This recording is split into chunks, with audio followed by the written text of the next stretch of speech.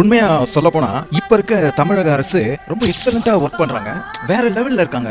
ஏன்னா அவங்க மினிஸ்டர் எல்லாமே நம்ம வீடு அப்படின்ட்டு நம்ம வீட்டுல மட்டும் அந்த வேலையை செஞ்சுக்காம இறங்கி தமிழ்நாட்டு மக்களுக்காக செயல்படுறத பார்த்தா ரொம்ப ரொம்ப ரொம்ப சந்தோஷமா இருக்குங்க.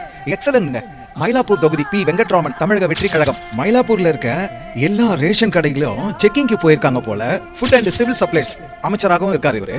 வேற லெவல்ல பண்ணிட்டு இருக்காங்க. இது உண்மையா சொல்றேங்க. எனக்கு புத்தி தெரிஞ்சு எம்ஜிஆர் காலத்துல இருந்து பாக்குறேன். அதாவது அந்த எலெக்ஷன் முடிஞ்சு அடுத்த நாள் எங்க இருப்பாங்க தெரியாது மினிஸ்டர்ஸ்லாம். மினிஸ்டர் பேர் கூட எங்களுக்கு தெரியாது. ஆனா இன்னைக்கு செம்ம அழகா தெளிவா புரிய வச்சிருக்காரு நம்ம தமிழக மாண்புமிகு முதலமைச்சர் சி ஜோசப் விஜய் அவர்கள். இன்னைக்கு வந்து எல்லா மினிஸ்டர் பேரும் தெரியுதுங்க எங்களுக்கு.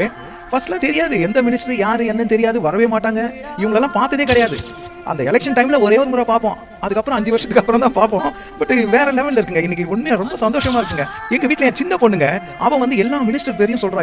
இப்ப இருக்க ஆட்சியில எந்தெந்த மினிஸ்டர் என்னென்ன பொறுப்புல இருக்காங்க, என்னென்ன செய்யறாங்க அப்படின்னு தெளிவா சொல்றாங்க. வேற லெவல்ல இருக்குங்க. ஐயோ வேற லெவலுங்க. சூப்பருங்க இந்த ஆட்சி. அடுத்த முறை 234 தொகுதியும் ஃபுல் மெஜாரிட்டியில விஜய் சார் தான் வரணும்ட்டு இன்னும் மக்கள் ஆர்வமா இருக்காங்க. எனிதிங் யாரு புது கட்சி ஆரம்பிக்கிறாங்களோ யார் வராங்களோ எல்லாம் வாங்க. ஆனா வந்து இனி ஆட்சி தமிழகத்துல காலகாலமா நடக்க போறது தமிழக முதலமைச்சர் மாண்புமிகு சி ஜோசப் விஜய் அவர்கள் மட்டும் தாங்க. இது 100% உண்மைங்க. எழுதி வச்சுங்க. இது உண்மையாலுமே வரலாற்றில் எழுதப்படுங்க. Thank you Venkatraman sir. தேங்க்யூ.